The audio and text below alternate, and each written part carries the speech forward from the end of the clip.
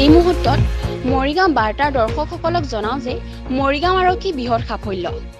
মৰিগাঁও আৰক্ষীয়ে 11,232টা নিচাযুক্ত দ্ৰব্যৰ সৈতে 2খন গাড়ী আৰু এখন মটৰচাইকেল সহ 2জনক গ্ৰেপ্তাৰ।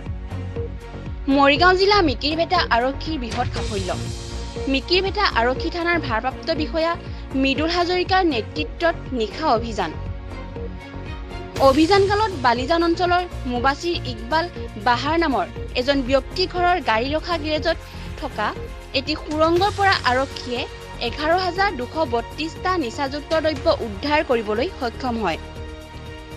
আনহাতে এই নিচাযুক্ত দ্ৰব্যসমূহ কঢ়িয়াই লৈ ফুৰা AS02W 4675 আৰু AS01 BJ 6162 নম্বৰ 2খন বিলাসী গাড়ী আৰু এখন নম্বৰবিহীন মটৰচাইকেল সহ সাজিদুৰ ৰহমান আৰু উমৰ আলী নামৰ 2জন ব্যক্তিক আটক কৰিবলৈ সক্ষম হয়।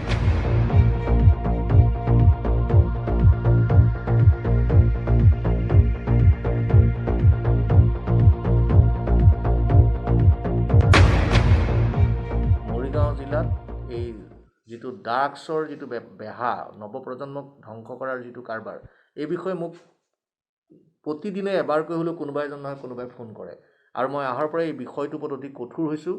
আজি মিকিৰভেটা থানাৰ ভাৰপ্ৰাপ্ত বিষয়াগৰাকীয়ে অতি বিচক্ষণৰে বুদ্ধিমত্তাৰে তেওঁ এই বৃহৎ পৰিমাণৰ নিচাযুক্ত দ্ৰব্যখিনি কৰায়ত্ব কৰিবলৈ সক্ষম হয়। লগতে 2জন ইয়াৰ লগত জড়িত লোকক গ্ৰেপ্তাৰ কৰিবলৈ সক্ষম হয় আৰু এই গোটেই বিষয়টো বালিজানৰ ওচৰৰ এখন গাঁৱত অৰ্থাৎ মুবাছিৰ ইকবাল বাহাৰ এলাইচ পুতুল এলাইচ ৰাজা, তেওঁৰ ঘৰৰ পৰা তেওঁৰ ঘৰৰ যিটো গেৰেজ আছিলে, গাড়ী থোৱা গেৰেজ, গেৰেজৰ তলত এটা সুৰংগ, সেই সুৰংগ সৃষ্টি কৰি তাত এই গোটেই নিচাযুক্ত দ্ৰব্যখিনি ৰাখিছিল।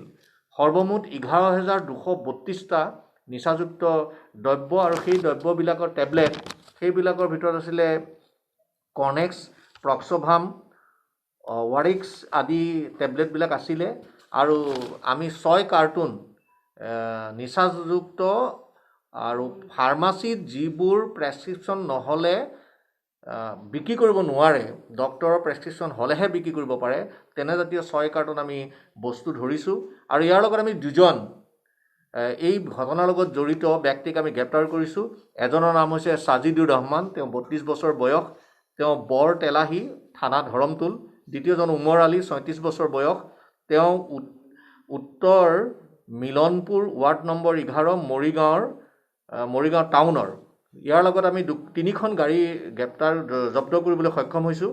এখন মাৰুতি সুজুকি ডিজায়াৰ, এই গাড়ীখনৰ নম্বৰ AS02W 4675 আৰু এখন গাড়ী AS01 BJ 6162। এই 2খন গাড়ীৰে এই ব্যৱসায়টো কৰে আৰু লগতে আমি এখন পালচাৰ নতুন গাড়ী, এখন ৰেজিষ্ট্ৰেশ্যনৰ কাৰণে এপ্লাই কৰি থৈছিলে, এই 3খন গাড়ী আমি জব্দ কৰিবলৈ সক্ষম হৈছোঁ আৰু এই ঘটনাটোৰ লগত দেখা গৈছে যে এই গাড়ীসমূহে এই ব্যৱসায়টো কৰি থাকে। গতিকে আমি দ্বিতীয় জিলা পৰিবহণ বিষয়াক আমি লিখিতভাৱে আমাৰ অভিযোগ দিম যে এই 2খন গাড়ীৰ যিটো অনুজ্ঞাপত্ৰ আছে, ৰেজিষ্ট্ৰেশ্যন চাৰ্টিফিকেট আছে, পঞ্জীয়ন প্ৰমাণপত্ৰ আছে, এইবোৰ কেঞ্চেল কৰিবৰ কাৰণে। আৰু আমি যি উমৰ আলী নামৰ যিজন ব্যক্তিক আমি ধৰিছোঁ, আপোনালোকৰ সন্মুখত আছে, তেওঁ একাধিকবাৰ এই ঘটনাৰ লগত জড়িত আৰু মৰিগাঁও থানাত তেওঁৰ বিষয়ে অনেক গোচৰ ৰুজু হৈ আছে। আৰু মই এজন সামাজিক দায়বদ্ধ আৰক্ষী বিষয়াই নহয়, মই সামাজিক দায়বদ্ধ এজন লোক হিচাপে এই ভয়ানক নিচাযুক্ত দ্ৰব্যবোৰ আমি কেনেকৈ নিষেধ কৰিব পৰা যায় তাৰ কামত আমি লাগিছোঁ। এই ক্ষেত্ৰত মোৰ সহকাৰী অতিৰিক্ত আৰক্ষী অধীক্ষক সুভাষিষ বৰুৱা, আমাৰ DSP লুইত তালুকদাৰ আৰু আমাৰ জিলাখনৰ প্ৰতিখন থানাৰ প্ৰতিজন ভাৰপ্ৰাপ্ত বিষয়া আৰু আৰক্ষীক আমি এই বিষয়ে একাধিকবাৰ সচেতন কৰা হৈছে আৰু এইটো মই মৰিগাঁও আৰক্ষীৰ এটা সকলোৰে কালেক্টিভ ৰেছপনচিবিলিটিৰ সৈতে এই কামটো টিম ৱৰ্কটো কৰিছোঁ। যিসকলে এই ঘটনাটোৰ লগত জড়িত আছে সেই সকলকো কঠোৰভাৱে আমি সকীয়াই দিয়া হৈছে যে তেওঁলোকে শীঘ্ৰেই এই ব্যৱসায়ৰ পৰা আঁতৰি আহি সমাজৰ মূল খুঁটিলৈ সমাজখনক কেনেকৈ আগুৱাই নিব পাৰি তাৰ প্ৰতি আকৰ্ষিত হ'বৰ কাৰণে আমি আহ্বান জনাইছোঁ। এই যে মুবাছিৰ ইকবাল বাহাৰ এলাইচ পুতুল এলাইচ ৰাজা, তেওঁলোকৰ ঘৰত যিটো মটৰৰ গেৰেজ আছিলে, এই গেৰেজত তেওঁলোকে আমাৰ যেতিয়া অভিযানকাৰী দলটোৱে অভিযান চলায়, আমাৰ লগত প্ৰতি মুহূৰ্ততে টেলিফোনত সংযোগ স্থাপন হৈ আছিল আৰু তেওঁলোকে কিছুমান বস্তু বাহিৰত পালে। তাৰপিছত তেওঁলোকে সেই গেৰেজটো তলা ভাঙি পেলাই যেতিয়া সোমাই যায়, তাত দেখিলে যে এখন স্লেব আছিলে, আৰু স্লেবখন আঁতৰাই দিয়াৰ লগে লগে দেখিলে যে তলত এটা গভীৰ সুৰংগ, আৰু গভীৰ সুৰংগত এই গোটেই বস্তুখিনি লুকুৱাই ৰাখিছিল।